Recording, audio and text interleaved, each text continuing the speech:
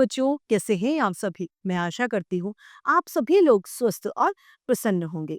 आज हम हमारा पाठ विराम चिन्ह को पढ़ेंगे और समझेंगे। आइए इसे प्रारंभ करते हैं। यह है पाठ 16 विराम चिन्ह। विराम चिन्ह कैसे कहते हैं? विराम यानी इसका शाब्दिक अर्थ होता है रुकना या फिर ठहरना। विराम चिन्ह यानी जब हम अपनी बात बोलते हैं तो कुछ समय रुकते हैं फिर बोलते हैं।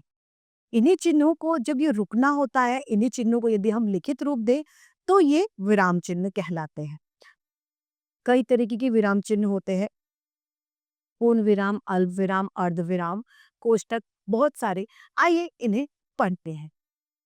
विराम चिन्ह यानी विराम प्लस चिन्ह, यानी विराम के लिए एक निश्चित किए गए चिन्ह। विराम का अर्थ होता है रुकना या फिर ठहरना। चिन्ह का अर्थ है संकेत, यानी रुकने के लिए लगाए गए संकेतों को विराम चिन्ह कहा जाता है। आपने ध्यान दिया होगा कि जब हम अपने मन की बात को या अपने भावों को किसी के सामने प्रस्तुत करते हैं तो बीच बीच में अनेक बार रुकते हैं।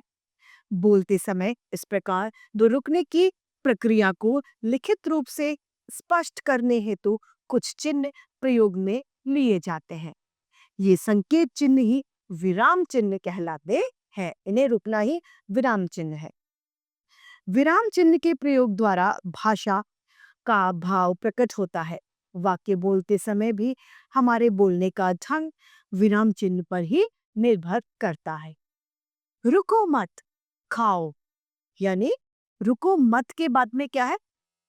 एक चिन्ह, विराम चिन्ह। रुको मत खाओ। विराम चिन्ह के प्रयोग से दोनों वाक्यों के अर्थ में बदलाव आ गया। इसका मतलब है आप बिना रुके खाते जाओ, और इसका अर्थ है रुक जाओ मत खाओ, ये चीज मत खाओ।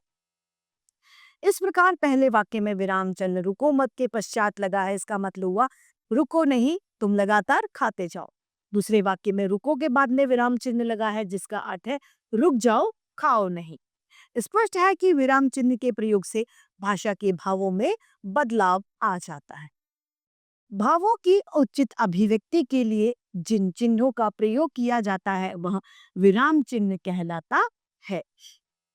या फिर ये कह सकते हैं कि भाषा में विराम चिन्ह को स्पष्ट करने के लिए जिन चिन्हों का प्रयोग किया जाता है वह विराम चिन्ह कहलाता है।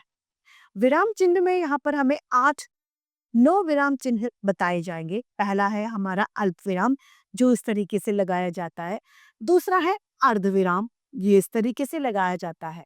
तीसरा है पूर्ण विराम, जो इस तरीके से लगाया जाता है। चौथा है प्रश्न चिन्ह, जो प्रश्न सूचक शब्दों में इसकी तरह लगाया जाता है। विस्मय चिन्ह इस तरीके से लगाया जाता है। निर्देशक चिन्ह इस तरीके से लगाया जाएगा। योजक चिन्ह, उसका चिन्ह ये है। उद्धरण चिन्ह, एकरा उद्धरण चिन्ह और दोहरा उद्धरण चिन्ह तथा लाघव चिन्ह आखिरी, यानी 9 चिन्हों के बारे में हम इस पाठ में पढ़ेंगे।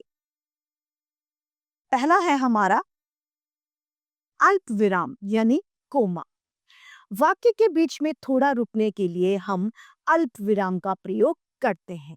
जैसे कि नमिता बहुत मेहनती, बुद्धिमान और समय की पाबंद लड़की है, तो यहाँ पर मेहनती और बुद्धिमान के बीच में हमने क्या किया? अल्प विराम का प्रयोग किया। दूसरा है हमारा अर्ध विराम यानी आधा विराम, जिसे हम कह सकते हैं। अल्प विराम से ज्यादा समय पर यदि हमें रुकना होता है तो हमें अर्ध विराम का प्रयोग करना पड़ता है। पूर्ण विराम से थोड़ा कम और अल्प विराम से थोड़ा ज्यादा रुकने के लिए इसका प्रयोग किया जाता है। जैसे वह अकेले ही जा रहा था लेकिन सुर भी मिल गई। या फिर दूसरा उदाहरण है दादी माँ सो गई है, अब शोर मत मचाओ। यहाँ पर है के बाद तथा था के बाद में थोड़ा ज्यादा रुकना था, इसी वजह से हमने अर्धविराम चिन्ह का प्रयोग किया। तीसरा है हमारा पूर्ण विराम। पूर्ण विराम को हम खड़ी पाई के रूप में भी लगाते हैं, जिसे खड़ी पाई भी कहते हैं। ये इस तरीके से लगाया जाता है। जब हमारा वाक्य संपूर्ण हो जाता है या समाप्त हो जाता है, उसके बाद हम इसका प्रयोग करते हैं। जैसे श्याम सो रहा है, गीता कल जाएगी। इसके पीछे हमने पूर्ण विराम का उपयोग किया। क्यों? क्योंकि यहाँ पर वाक्य पूरा समाप्त हो चुका है। चौथा है प्रश्नवाचक चिन्ह। ये इस तरीके से लगाया जाता है जब वाक्य में हमें पढ़कर ये पता चले कि वाक्य कैसा है, प्रश्न सूचक वाक्य है, तो हमें प्रश्नवाचक चिन्ह का प्रयोग करना होता है। जैसे क्या तुम कल जाओगे? खाना खा लिया या नहीं? ये सभी क्या है? प्रश्न सूचक वाक्य है। इसके पीछे हमें प्रश्नवाचक चिन्ह का प्रयोग करना होता है। पांचवा है हमारा विस्मय सूचक चिन्ह। ये इस तरीके से लगाया जाता है। विस्मय सूचक चिन्ह का प्रयोग अपने मन के भाव, चाहे हर्ष, दुख, सुख, शोक, घृणा, नफरत को प्रस्तुत करें, उनके लिए लगाया जाता है। जैसे हे राम तूने यह क्या किया? हे राम के बाद में हमने विस्मय बोधक चिन्ह का प्रयोग किया। छी, यहाँ कितनी गंदगी है? छी के बाद में हमने विस्मय सूचक चिन्ह का प्रयोग किया, यानी अपने भावों को प्रकट करने के लिए विस्मय सूचक चिन्ह का प्रयोग किया जाता है। छठा है निर्देशक चिन्ह। निर्देशक चिन्ह भाषा में निर्देश देने के लिए जो या उदाहरणों को बताने के लिए जिस चिन्ह का प्रयोग किया जाता है वह निर्देशक चिन्ह कहलाते हैं। जैसे कि संज्ञा के 3 प्रकार है के बाद में हमने क्या किया? निर्देशक चिन्ह को लगाया और उसके बाद में बताया व्यक्तिवाचक, जातिवाचक तथा समुदायवाचक या भाववाचक। ये सब क्या है? संज्ञा के प्रकार। सातवां है हमारा योजक चिन्ह। योजक चिन्ह इस तरीके से लगाया जाता है। योजक चिन्ह का प्रयोग वाक्यों को आपस में जोड़ने के लिए किया जाता है। योजक का अर्थ है जोड़ना, यानी जैसे कि जैसे तैसे, यहाँ वहां, आज कल, राम श्याम, इन सभी के बीच में क्या है? योजक चिन्हों का प्रयोग किया जाता है ताकि ये आपस में जुड़े रहें। दो शब्द के अंतर्गत कुछ संबंध अथवा विभक्ति लोप के तौर पर इस योजक चिन्ह का प्रयोग किया जाता है।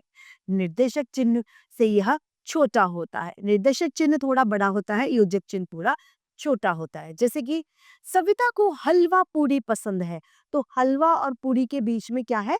योजक चिन्ह। आठवां है उद्धरण चिन्ह। उद्धरण चिन्ह 2 प्रकार के होते हैं, इकहरा उद्धरण चिन्ह तथा दोहरा उद्धरण चिन्ह।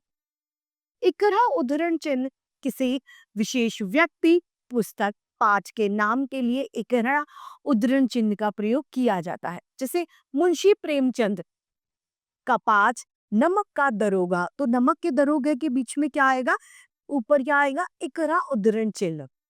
जैसे पंडित जवाहरलाल नेहरू को चाचा कहकर पुकारते थे, तो चाचा के ऊपर क्या आया? इकहरा उद्धरण चिन्ह। दूसरा है हमारा इसका भाग खंड का दोहरा उद्धरण चिन्ह।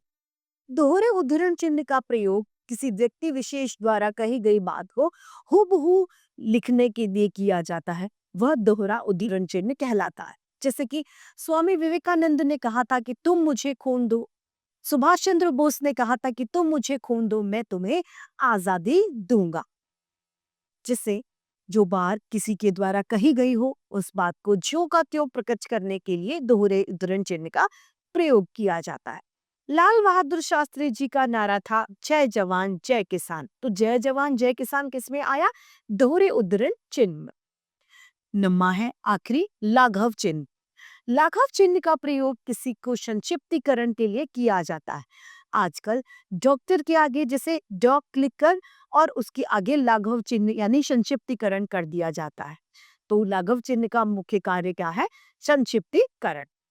किसी शब्द को पूरा न लिखकर संक्षेप में सूचित करने के लिए अक्षर के साथ लाघव चिन्ह का प्रयोग किया जाता। जैसे कि पंडित के आगे प लिखकर लाघव चिन्ह लगा देना, तो पंडित का शॉर्ट फॉर्म हो गया। डॉक्टर के आगे डॉ लिखकर लाघव चिन्ह लगा देना, तो क्या हो गया? Short form. इस लाघव चिन्ह के साथ हमारा पाठ समाप्त होता है। अब आता है महत्वपूर्ण बिंदुओं के साथ में इस पाठ को संक्षेप में दोहरा लेते हैं।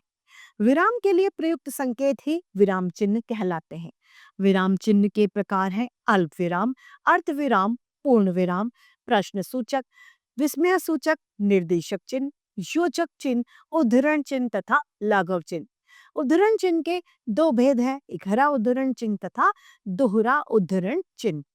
इसी के साथ हमारा ये पाठ विराम चिन्ह समाप्त होता है। मैं आशा करती हूँ आप सभी को यह पाठ भनिका के रूप से समझ में आया होगा। आज के लिए इतना ही, फिर मिलते हैं। धन्यवाद।